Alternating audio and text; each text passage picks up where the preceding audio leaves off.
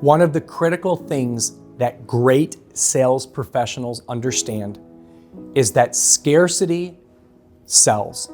And what I mean by that is that when you present a product or an offering that has limited quantity to it, consumers react.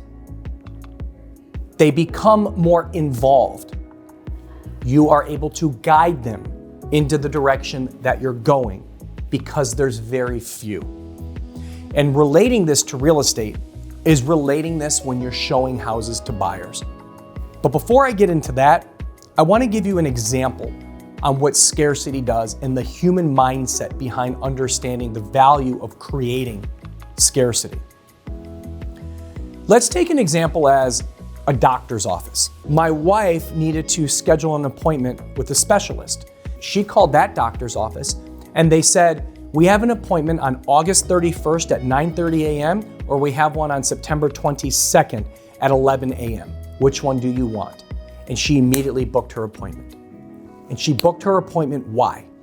And she will attend that appointment, why? Because there's none available. If she misses that appointment, she's got to wait another month. And in fact, she may have to wait even longer if she needs to rebook that appointment because that one might be taken. There's a psychology to limited availability. There's a psychology to thinking that it's okay if I miss this one because tomorrow's another day. It's okay if I miss this tour on this home because tomorrow's another day. It's okay if I go look at 15 houses because there'll be another 15 available next week. When you limit the availability of any product or offering, the mindset automatically changes. And as sales professionals, we need to present scarcity in the products that we offer in order to get our clients and our consumers to light a fire under them to get moving in motion. Now, how do we do this? One of the best ways is when somebody mentions to you that I'm looking for a 3 or 4 bath home, 2,000 square feet, between $400,000 and $500,000 in or around this area. And we go to pull up MLS and we find that there's 8 to 10 to 12 of these homes available.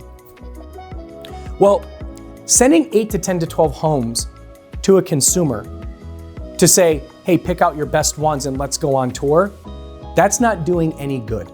We need to narrow that scope. And then we need to preface in narrowing that scope, hey, there were 8 to 10 houses, but honestly, when we dug into the details, there were really only like 2 or 3 that I think best fit the criteria. These are the best 2 or 3. Unfortunately, these 2 or 3 are probably what a lot of consumers are looking for, what a lot of people are looking for right now. We need to get out there and take a look at these. And if you like one of these, we need to write on it. We're setting the tone prior to the tour that these are the best out there. They're gonna go fast. And if you like one, you gotta pull the trigger. Because if you leave an open-ended tour to where you then present, remember what I always say, you gotta foreshadow your actions in this business and in any sales business. But what we're doing is we're foreshadowing the fact that if you like what you see, we need to make an offer, we need to pull the trigger. So you're not telling them that at the tour date, because that way, all of a sudden you're dropping to them, what do you think? What do you like? It's too heavy at the moment. We're prepping them in their mind already prior to the tour that if you like what you have to see, be ready to pull the trigger so they can mentally get over that hurdle in their head. You see, before they even go out on tour, they're hoping that they like one so they can pull the trigger because they've been told to pull the trigger. But if there were 12 houses or 10 houses that you were showing them, it's too much. It's too much to see. It's too much to take in. It doesn't feel as though there's any urgency in me making a decision today. And that's why I go back to these doctor's offices, for the most part, that truly, without even doing so, they make you have the mindset of I better book today and I better not miss that appointment because there's none available. And so we do that. We book these appointments. If everything was so open-ended, nobody would take action. Scarcity is a value proposition that sales professionals should be using every single day of their life, because the less of something you have, the more valuable it becomes. And the more valuable it becomes, the more that we can sell that product.